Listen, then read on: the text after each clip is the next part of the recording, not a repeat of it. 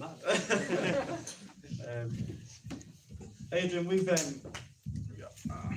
come round here, Ed, so people can see you. We've known each other for a long time, haven't we? Actually, and even you knew me when I was a little boy, and I actually were able to do some work experience with Adrian. I've never had as many cups of tea in my life.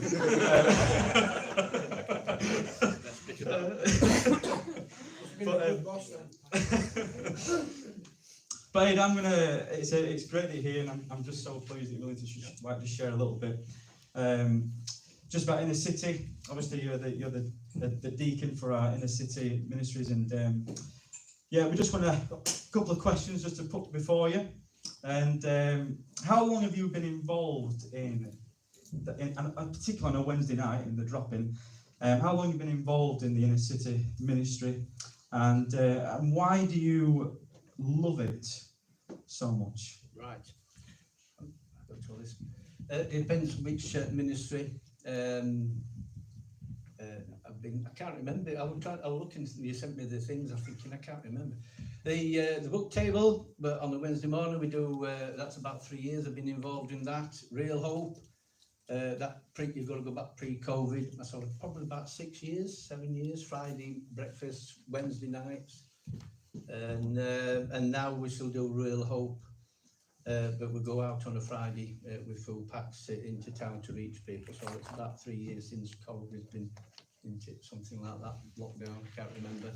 What else am I involved? Oh, book table 3 years. Doors, I do door-to-door work at Chain Street, and that's about 2 to 3 years or something like that. But outreach, I've been doing it ever since I've been here. Like, evangelism's the game, really. No, that's fine. That's brilliant, is that? Ed, have you seen God work in people's lives? You know, I know it's really hard to do that in the space of a couple of minutes, but I just wanted to ask you that. How have you seen God at work? Seen God at work? Something quite the ministry's a long term, like door-to-door work, but yet there's opportunities to share the gospel, right? And if I don't get to share the gospel, I'm going to stop in bed, right? So that's share the gospel.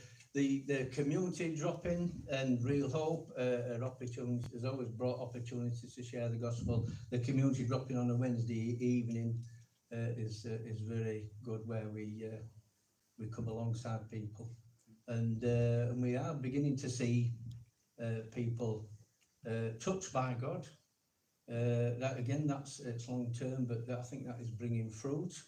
Where, and especially where we can come alongside them. This is a bit more long term, more relational, and I think I've had to over the years had to learn that way of evangelism as well. It's not just speaking out or trying to openly witness to people. So God's work at work in people's lives, we're able to share the gospel in small ways, by little words, little message, and coming alongside them and showing His love. So yesterday I went to men's breakfast at Church on the Way, and to see Jamie Jones Buchanan of Leeds Rhinos, and the chap from the drop-in came, invited him, and he came. Yeah. So that was good. He enjoyed it. So we just wait for future fruit from that. Yeah. That's nice.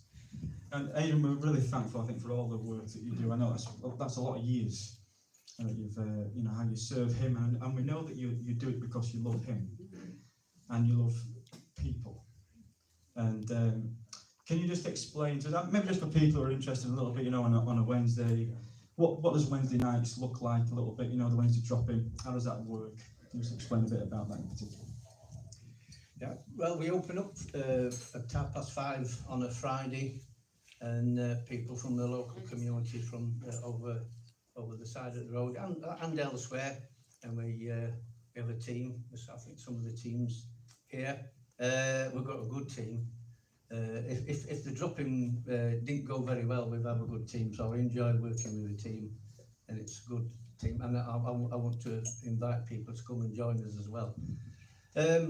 What were the questions? Sorry, again. Just Wednesday nights out. Wednesdays. Yeah, so we welcome people in, and they come in for a cup of tea and biscuits on the tables, and they come and sit down where we set the tables out, and we relate to them, ask them how they're going on. And we sit alongside them. We've got enough, but we could do with more people. We've got enough people at the moment to sit alongside them, and people, other people are serving in the kitchen, relating to them that way. And how it goes is we just before say 6 o'clock, we have Shirley, Oxford cooking cracking food for them, and that's really goes down really well. They really like the food. And we give a little gospel message, or sometimes we'll have a daft quiz or something like that, and we'll have a little gospel slot, and then we give thanks, and then we serve them the food, and we relate to them, come alongside them, help them if we can. Some crazy lives, really, like the battered and bruised by life, for whatever circumstances, and we're the ones that we can show them and God's love, tell them about God's love. We need to hear that as well, like, so. And so I think that's I really enjoy that, actually, that we're making an impact. It's not that we just invite them in and feed them and then send them out. It's like person to person, and everybody on the team who does that, like they do that as well. So it's everybody works together, a good team. Yeah. We obviously love people to serve in different ways in church life, and how would you encourage someone to, if they're thinking about this, to kind of serve on a day? Would you just say, look, just come and speak to you, come and pray it through? What would you say to them to kind of encourage them to come along and be part of this ministry? Yes, we need people to come along with. I think this has been an ongoing thing with the community drop-in, that we do need some people. We have people have come in into the team, and we've worked together. As I say, it's a good team. I really enjoy Wednesday nights for the team, right? And you need a sense of humour, by the way. But I think how the team works, really, it relates to how we work, come alongside as people as well. So it's a good team, but we're losing someone on the team, and so we could do with some more men or women.